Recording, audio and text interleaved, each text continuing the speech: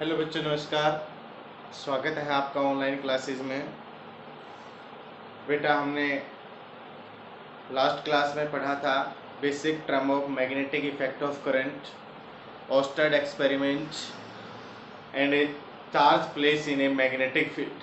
और एक चार्ज को किस में रखा जाता है? मैग्नेटिक फील्ड में। तो उसके ऊपर बेटा फोर्स एक्सपीरियंस होता है, उसका फॉर्मूला हमने पढ़ा था। तो बात करते हैं सबसे पहले, एक तो बेसिक फॉर्मूला हम पढ़ चुके हैं, F is equal to Q V B sine of theta. किसी चार्ज को अगर मैग्नेटिक फील्ड में रखते हैं तो उसके ऊपर जो फोर्स एक्सपीरियंस होता है उसका फॉर्मूला होता है F is equal to Q V B sine theta. और दूसरे में अगर बात करते हैं, हमने पढ़ा था राइट हैंड थंब रूल और एक फ्लेमिंग लेफ्ट हैंड। आज जाते हैं बेटा हम नेक्स्ट टॉपिक के ऊपर, जो मोस्ट इंपॉर्टेंट पार्ट है अपना बायो-सवार्ट्स लॉ, और हम आगे इसकी पढ़ेंगे एप्लीकेशन। तो बेटा रियल में बायो-सवार्ट्स लॉ क्या होता है, इसकी एप्लीकेशन, इनके बारे में स्टडी करेंगे। तो बायो-सवार्ट्स लॉ होता है according to this law magnetic field induction due to small current element is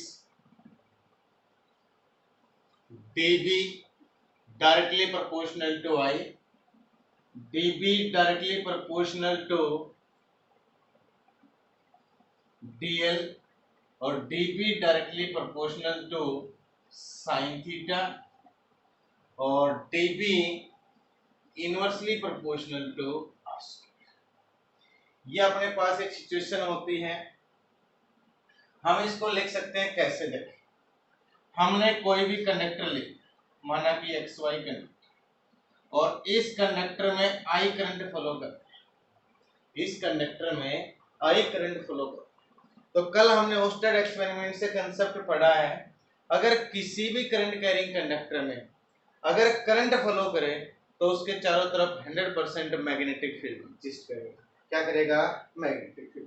तो इसके अंदर भी क्या होगा? Magnetic field. लेकिन ये जो लॉ है बायो-सवार्ट्स लॉ, ये बेटा स्मॉल एलिमेंट के लिए यूज करता है। सपोज दैट x से लेके y तक की डिस्टेंस मान लो 10 मीटर की है, तो इसमें से एक छोटा सा टुकड़ा काट लिया 1 मीटर का।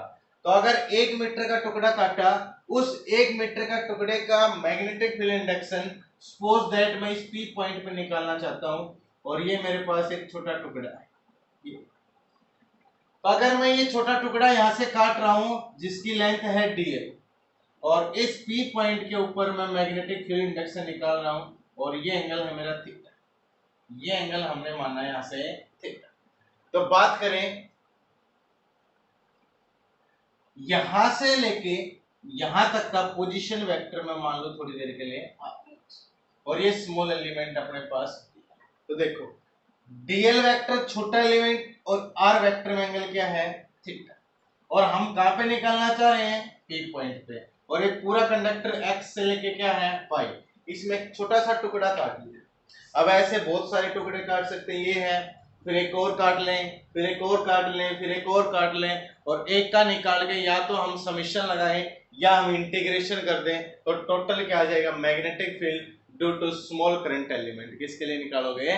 मैग्नेटिक फील्ड निकाल लिया हमने स्मॉल करंट एलिमेंट, और पूरे के लिए जब निकालेंगे तो हमें सारे का इंटीग्रेशन कर लेंगे। तो इस कंडक्टर के लिए P पॉइंट के ऊपर क्या निकाल सकते हैं? हमें मैग्नेटिक फील्ड निकाल सकते हैं। तो इसके लिए कहा जाता है कि अकॉर्डिंग टू दिस लॉ, इस लॉ के according magnetic field induction due to, magnetic field induction मतलब dB, क्योंकि पूरे कंडक्टर को डिनोट करेंगे B मैग्नेटिक फील्ड से, और स्मॉल एलिमेंट का डिनोट करेंगे dB। तो dB plus dB plus dB, क्योंकि बहुत सारे एलिमेंट काटेंगे तो सभी का जब सम करेंगे तो टोटल मैग्नेटिक फील्ड क्या आएगा? B। अब बात करते हैं small current element directly proportional to I, फिर dB directly proportional to dl, small length ये हो गया, dB directly proportional to sine theta.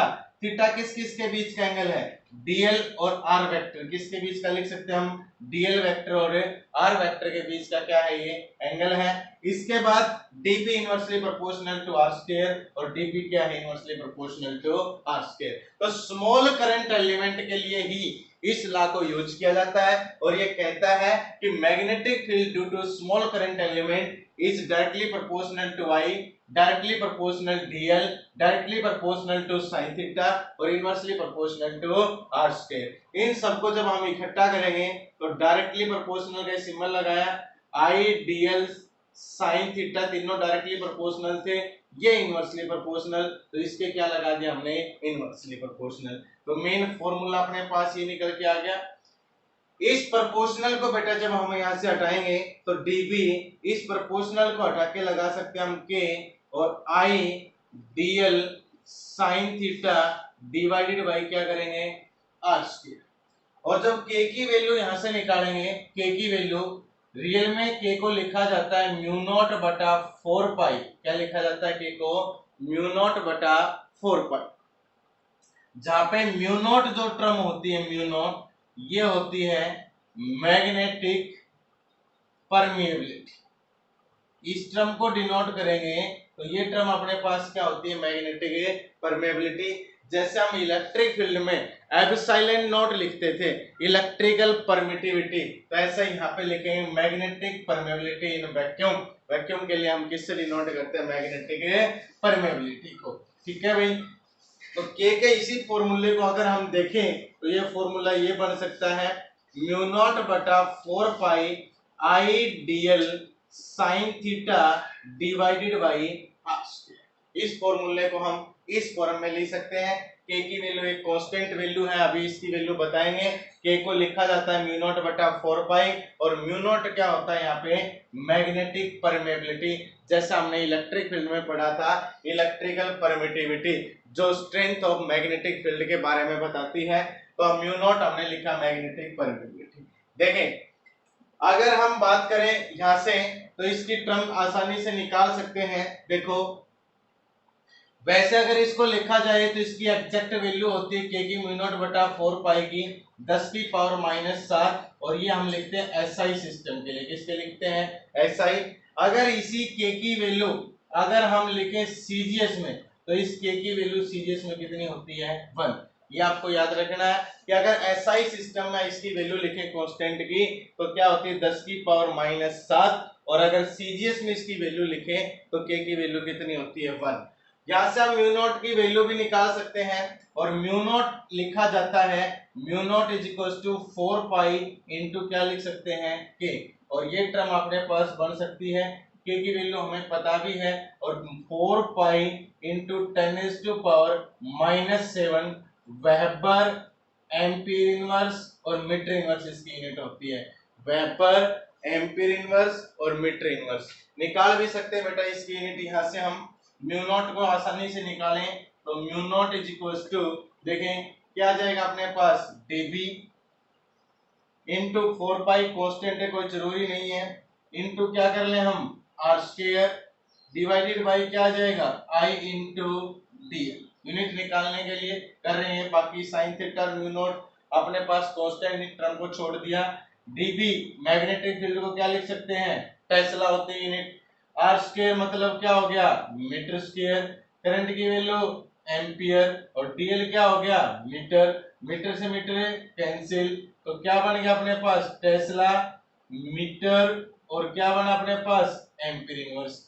एक यूनिट अपने पास ये भी निकल के आ गई, टेस्ला मीटर और क्या निकल के आई, एम्पियर इनवर्स। और मैंने आपको बताया था कि टेस्ला किसके बराबर होता है, वेबर पर मीटर स्क्वायर। बोलो किसके बराबर होता है, वेबर पर मीटर स्क्वायर। तो इसमें वैल्यू जब पुट करेंगे तो वेबर पर मीटर स्क्वायर इनटू आपके पास मीटर और इनटू एम्पियर इनवर्स।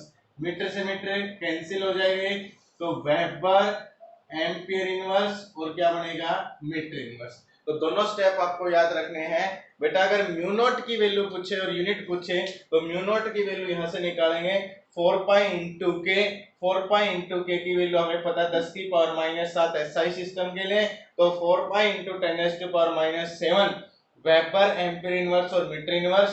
दूसरी टर्म ये भी लिख सकता है इसके पीछे, ये भी इसकी यूनिट होती है म्यू नॉट की ही, टेस्ला मीटर और एम्पीयर इनवर्स।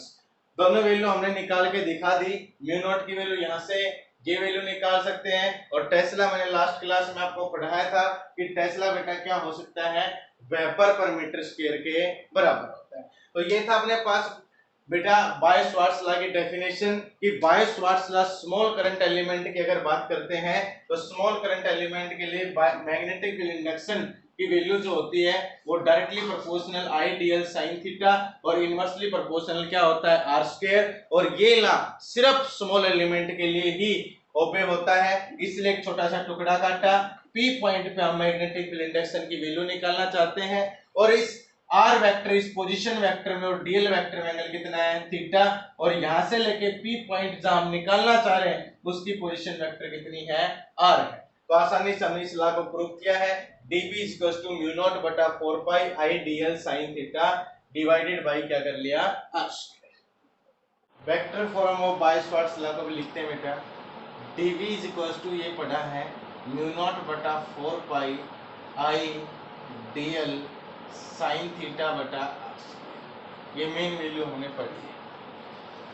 अगर हम इसकी निकालें वेक्टर फॉर्म तो बेटा इसको लिख सकते हैं वेक्टर फॉर्म में dB वेक्टर म्यू नॉट बटा 4 पाई आई, देखो साइन थीटा किस किस के बीच का एंगल था, डीएल वेक्टर और किसके बीच का था आर, तो मैंने आर वेक्टर से मल्टीप्लाई किया है, तो नीचे आर वेक्टर से डिवाइड भी करना पड़ेगा, तो कितना आ जाए नीचे आर क्यूब। देखो आर से मल्टीप्लाई और आर से डिवाइड, तो ऊपर आर वेक्टर, तो इस साइन थीटा को हटा के क्या लगा दिया क्रॉस प्रोडक्ट, तो क्या बन जाएगा म्यू नॉट बटा 4 pi I DL vector cross r vector divided by r cube.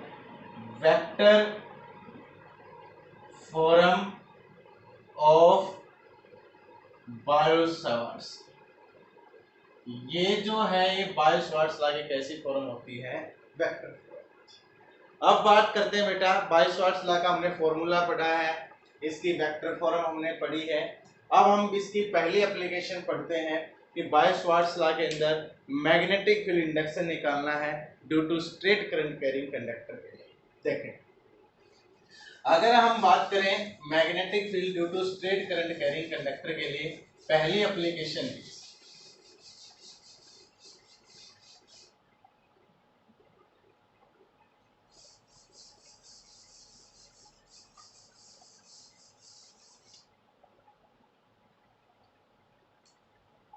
Magnetic field due to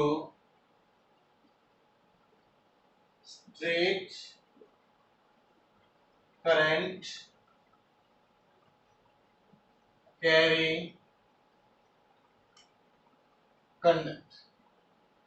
हमें मैग्नेटिक फील्ड निकालना है due to straight current carrying conductor के लिए बाय यूजिंग बायो-सवार्ट्ज। तो सपोज दैट हम एक infinite straight current carrying conductor,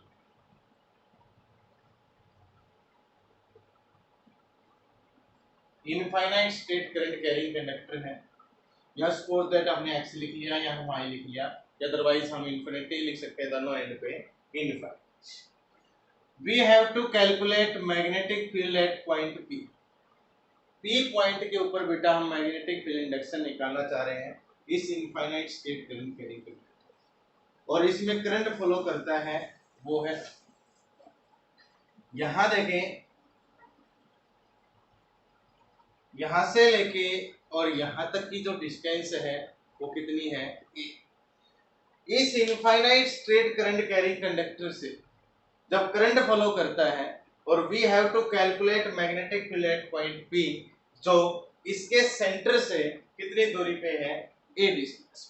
लेकिन बायो-सवार्ट्ज law क्या कहता था बेटा, कि अकॉर्डिंग टू बायो-सवार्ट्ज लॉ ये कहता था कि dB = म्यू नॉट बटा 4 pi I DL sine theta divided by r square. एक फॉर्म तो ये होती थी दूसरी अगर किस में लिखते हैं हम वेक्टर फॉर्म में, तो ये होता था म्यू नॉट बटा 4 pi I DL vector cross r vector divided by, दो फॉर्म अपने पास, एक म्यू नॉट बटा 4 pi I DL sine theta बटा आर स्क्वायर, और एक को लिखते थे I DL vector cross r vector divided by r. देखो बात करते हैं, हमें दो चीज लेनी है, क्योंकि ये जो लॉ है बेटा ये स्मॉल करंट एलिमेंट के लिए है। तो सपोज दैट हम बात करते हैं स्मॉल करंट एलिमेंट के लिए, तो ये इनफाइनाइट कंडक्टर है, लेकिन हमें तो पूरे के लिए निकालना है। तो एक तो हमें यहां से लेके यहां तक का टोटल एंगल चाहिए, और एक यहां से लेके यहां तक का चाहिए कंप्लीट। इसको बेटा हमने नाम दे दिया थोड़ी देर के लिए φ1, और इसको नाम दे दिया हमने थोड़ी देर के लिए। हमें चाहिए तो मैग्नेटिक फील्ड कंप्लीट कंडक्टर का, लेकिन बाय श्वार्ट्ज लॉ के अकॉर्डिंग इसमें से स्मॉल कंडक्टर हमें काटना पड़ेगा, छोटा। तो सपोज दैट यहां से लेके और यहां तक सी, और ये पॉइंट में मान लेता हूं ओ, और इस पॉइंट की लेंथ थोड़ी देर के लिए कितनी मान लें, ये जो पॉइंट है इसकी लेंथ थोड़ी देर के लिए कितनी मान लें, एल, और इसमें से एक छोटा सा टुकड़ा काट लेते हैं जिसकी लेंथ कितनी है, डी। इस स्मॉल एलिमेंट की अगर बात करते हैं, स्मॉल एलिमेंट, तो स्मॉल एलिमेंट के लिए ही हमें निकालना है। तो स्मॉल एलिमेंट से पी पॉइंट तक का पोजीशन वेक्टर भी चाहिए हमें, तो ये ले लिया हमने स्मॉल एलिमेंट से पी पॉइंट तक का, और ये क्या लिख दिया हमने, आर। देखो डीएल वेक्टर और आर वेक्टर, इसमें एंगल कितना है, थीटा, और जो ये एंगल है छोटे वाला, ये एंगल, इसको थोड़ी देर के लिए मैं फाई लिख लेता हूँ, क्या लिख लेता हूँ, फाई। ध्यान से देखें बेटा, एक बार हमने एक इनफाइनाइट स्टेट कंडक्टर लिया, हमें इस पूरे स्टेट कंडक्टर के लिए मैग्नेटिक फील्ड निकालना है, इस पी पॉइंट के ऊपर निकालना है, जो इसके सेंटर से कितनी दूरी पे है, पी दूरी, एक डिस्टेंस के ऊपर पी पॉइंट। अब एक बार इस एंड के लिए, तो यहां से एंगल कितना बना इस पी पॉइंट के ऊपर, φ2, इस एंड के लिए क्या लिख लिया, φ। लेकिन ये इनफाइनाइट था, लेकिन हमें स्मॉल के लिए चाहिए, क्योंकि बाय श्वार्ट्ज लॉ का रूल है। तो पहले तो हमने एक एल लेंथ का कंडक्टर देखा है, इसके अंदर ये एल लेंथ का कंडक्टर अपने पास, इसके अंदर से एक छोटा सा टुकड़ा काटा स्मॉल डीएल लेंथ का, और यहां से लेके यहां तक का जो पोजीशन वेक्टर है वो कितना है, आर, और डीएल और आर वेक्टर में एंगल कितना है, थीटा। ये अपने पास एक डायग्राम बनाया हमने स्टेट कंडक्टर के लिए। देखो बात करते हैं कि जैसे स्टेट कंडक्टर के लिए मैग्नेटिक फील्ड निकालेंगे, तो ये सिचुएशन हमें चाहिए अकॉर्डिंग टू बाय श्वार्ट्ज।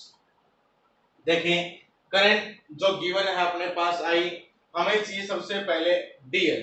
तो एक बात देखें कि अगर आपने को यहां से डीएल चाहिए, तो डीएल कैसे आ सकता है, अगर मैं एल निकाल लूं और एल का हम डिफरेंशिएशन कर दें, तो क्या टर्म निकल के आ जाएगा अपने पास है, डीएल। तो अगर देखें ट्रायंगल पीओसी, ये ट्रायंगल, ये एंगल माने फाई के सामने वाला क्या होगा, परपेंडिकुलर, साथ वाला क्या होगा, बेस। तो परपेंडिकुलर क्या है, एल, और बेस क्या है, ए। तो इसमें क्या लिखा हमने, एल बटा ए इज इक्वल टू 10। बोलो इस ट्रायंगल से निकाला है एल बटा ए इज इक्वल टू, क्या निकाला हमने, 10।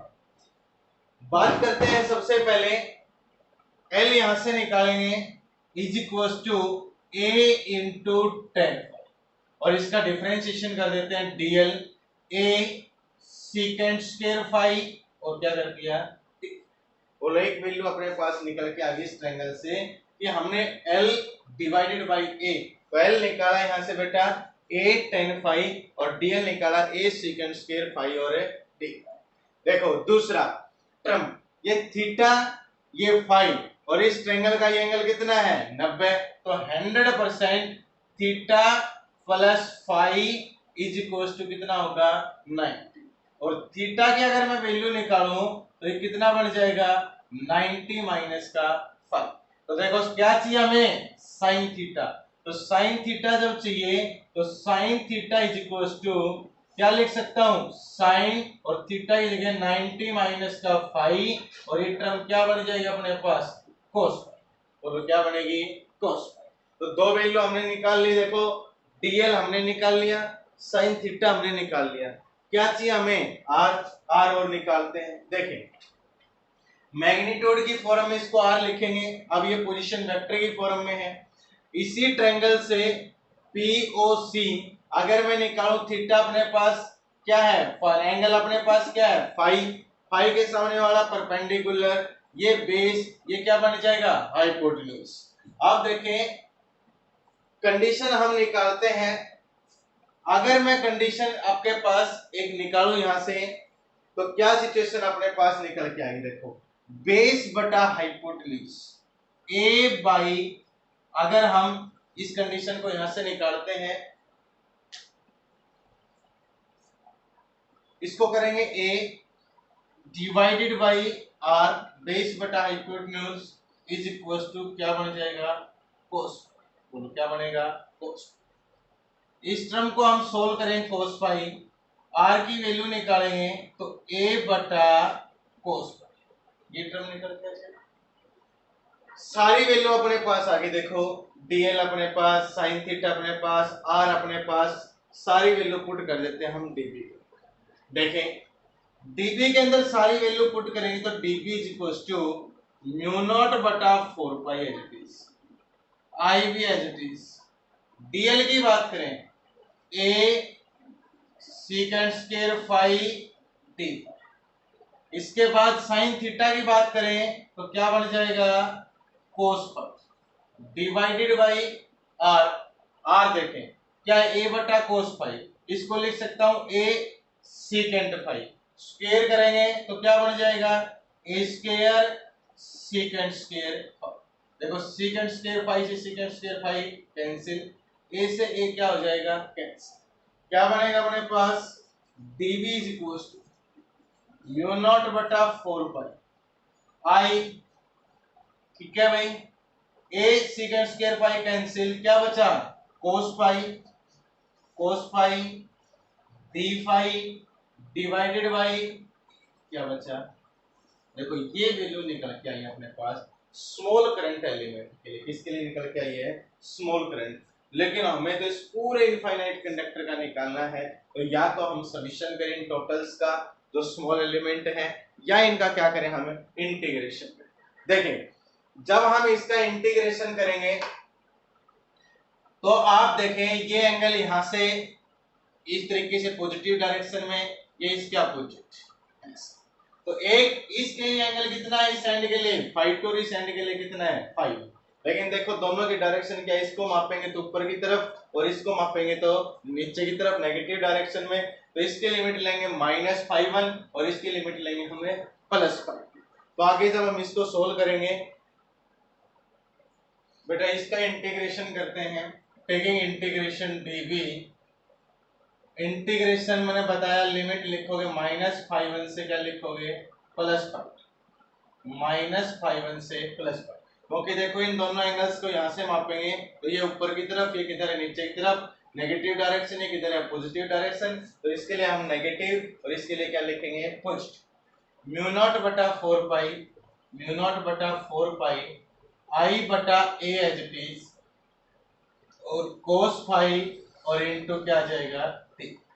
देखो डिफरेंशिएशन से इंटीग्रेशन क्या हो जाएगा कैंसिल, क्या बचेगा अपने पास b, म्यू नॉट बटा 4 पाई को भी बाहर ले लिया, इंटीग्रेशन -5 से क्या लिखाया +5, आई बटा a को भी हमने लिख लिया बाहर, और इंटीग्रेशन सिर्फ इस पे लगाते हैं cos फाई और t, इसके ऊपर लिमिट लगा इंटीग्रेशन। जब इसको सोल्व करेंगे तो क्या निकल के आ जाएगा b is equal to mu naught बटा 4 पाई आई बटा a, कोस का इंटीग्रेशन करेंगे तो क्या हो जाएगा साइन, कितना होगा साइन, कोस का जो इंटीग्रेशन होता है वो बेटा साइन का। इसके बाद हम लिखेंगे इसको लिमिट -5 से क्या लिखेंगे 5, तो सोल्व करेंगे इसको तो म्यू नॉट बटा 4 पाई आई बटा ए और upper limit sine phi to minus minus plus और साइन, ये अपने पास आया main formula magnetic field due to a straight current carrying conductor, किसके लिए निकाला हमने स्ट्रेट करंट कैरिंग कंडक्टर के लिए।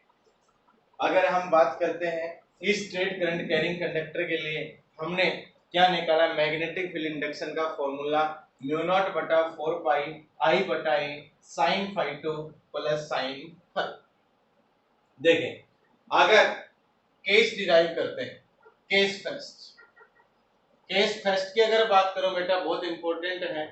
If P point lie centre of conductor, अगर यही पी पॉइंट इस सेंटर ऑफ कंडक्टर के नजदीक आता है तो याद रखना इन दोनों एंड्स के लिए ये जो एंगल है ये कितने का बन जाएंगे, 90 डिग्री। अगर याद रखना कि अगर ये पी पॉइंट को उठा के हम इसके नजदीक लाते हैं तो जो ये एंगल है आपके पास φ1 और φ2 ये नियरली कितना बन जाएगा, 90 डिग्री के नजदीक क्या बनेगा, 90। और इसको 90 डिग्री पुट करेंगे तो φ1 की वैल्यू कितनी हो जाएगी, 90 और φ2 की वैल्यू कितनी हो जाएगी, 90। पहला केस है अगर पी पॉइंट किसके नजदीक हो, इसके सेंटर के नजदीक हो तो ये एंगल और ये एंगल दोनों नियरली कितने बन जाएंगे, जो पहले φ2 और पहले कितने हैं φ1, ये दोनों कितने बन जाएंगे आपके पास 90। 90 वैल्यू जब आप यहाँ पे पुट करोगे phi is equals to mu naught बटा 4 पाई आई बटा ए साइन 90 प्लस साइन 90। तो साइन 90 की वैल्यू बेटा 1, 1 प्लस 1 कितना हो जाएगा 2, तो ये कितना बन जाएगा अपने पास v equals to mu naught बटा 4 पाई इंटू 2i बटा a। तो पहला केस याद रखना कि अगर कोई भी स्ट्रेट करंट कैरिंग कंडक्टर है और ये P पॉइंट अगर इसके नजदीक आता है, सेंटर के नजदीक आता है, तो दोनों एंड से जो एंगल है ये नियरली हम कितने डिग्री लेंगे, 90 डिग्री। कितना लेंगे हमें, 90 डिग्री। तो साइन φ1 और साइन φ2 की वैल्यू कितनी आएगी, 90। और 90 जब वैल्यू आएगी तो ये वैल्यू बन जाएगी म्यू नॉट बटा 4 पाई 2i बटा a। अगर केस हम ऐसा ही डिराइव करें, हो सकता है possibility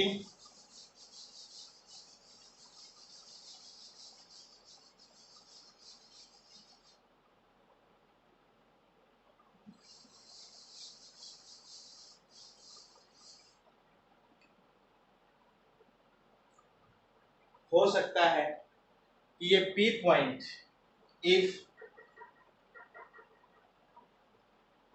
P point lies near one end of conductor X either one। देखो बहुत इंपॉर्टेंट केस है कि अगर ये कहे कि ये जो P पॉइंट है, ये P पॉइंट ये हो सकता है एक एंड के नजदीक, या तो X के हो या Y। तो जिसके नजदीक होगा उसके लिए तो 0 डिग्री का एंगल बनाएगा और दूसरे के लिए कितने डिग्री का एंगल बन जाएगा, 90 डिग्री। देखें अगर इस एंड एक स्ट्रेट कंडक्टर है, इस एंड के नजदीक रखेंगे और इस पॉइंट से निकालेंगे तो इसके लिए कितना बन जाएगा, 0। लेकिन इसके एंड के लिए निकालेंगे तो एक एंड के लिए तो इसका एंगल कितना बनेगा, 90 डिग्री, और एक एंड के लिए कितना बनेगा, 0। तो जिस एंड के नजदीक रखोगे उस एंड के लिए तो क्या बनाएगा, 0 डिग्री, और दूसरे एंड के लिए क्या बनाएगा, 90 डिग्री। अगर हम बात करते हैं सबसे पहले, क्योंकि देखो ये P पॉइंट जितना नजदीक होगा आप निकालोगे, यहाँ एंगल बनेगा, और P बढ़ाओगे तो यहाँ बनेगा, और बढ़ाओगे तो यहाँ बनेगा, और बढ़ाओगे तो यहाँ बनेगा, और बढ़ाओगे तो यहाँ बनेगा, और धीरे धीरे कितना चला जाता है, 90। तो अगर एक एंड के जब आप नजदीक रखेंगे तो कितना बनाएगा, 0 डिग्री, और दूसरे एंड के लिए कितना बनेगा, 90। तो यही फॉर्मूला क्या बन जाएगा अपने पास, म्यू नॉट बटा 4 पाई आई बटा ए। एक एंड के लिए नजदीक रखा तो एक को 90 साइन 90 कितना ले लिया, 1, और साइन 0 0। तो ये फॉर्मूला एक तो लिख देंगे हम थोड़ी देर के लिए साइन 90, और एक को हम क्या लिखेंगे, साइन 0। तो यही फॉर्मूला निकल के आएगा म्यू नॉट बटा 4 पाई आई बटा ये फॉर्मूला। तो ये दोनों फॉर्मूले आपको मोस्ट इंपोर्टेंट याद रखने हैं, जो ये फॉर्मूले हैं कि अगर ये P पॉइंट सेंटर के नजदीक हो तब तो दोनों एंगल कितने लोगे, 90 डिग्री। और अगर ये P पॉइंट किसी एक एंड के नजदीक है तो आप एक एंड के लिए एंगल लेंगे 90 डिग्री, और एक एंड के लिए एंगल कितना लेंगे, 0 डिग्री। और आपके पास जो रिजल्ट निकल के आएगा वो क्या आएगा, म्यू नॉट बटा 4 पाई आई बटा ए, और इसके लिए निकल के आएगा म्यू नॉट बटा 4 पाई 2i बटा ए। नेक्स्ट की बात करते हैं तो सिर्फ इसकी डायरेक्शन, अभी हमने मैग्नीट्यूड निकाली है और ये क्या निकाली हम इसकी डायरेक्शन। डायरेक्शन है वो इसकी दी जाएगी राइट हैंड थंब रूल। इसकी जो डायरेक्शन दी जाएगी वो किससे दी जाएगी, राइट हैंड थंब रूल, जो मैंने आपको कल बताया था कि thumb represent the direction of current and curvature of finger represent the direction of magnetic field. Current किधर है, ऊपर की तरफ, तो डायरेक्शन क्या होगी, परपेंडिकुलर इनवार्ड। क्या लिखोगे, परपेंडिकुलर इनवार्ड। ये किसके लिए निकाला हमने, इसकी डायरेक्शन निकाली है। किससे दी जाएगी direction, right hand thumb rule, जो स्ट्रेट कंडक्टर के लिए यूज करेंगे। तो बेटा ये थी पहली एप्लीकेशन किसके लिए, बायो-सावर्ट्स लॉ और मैग्नेटिक फील्ड निकाला था due to a straight conductor. अब नेक्स्ट क्लास में हम इसकी सेकंड एप्लीकेशन पढ़ेंगे। थैंक्स।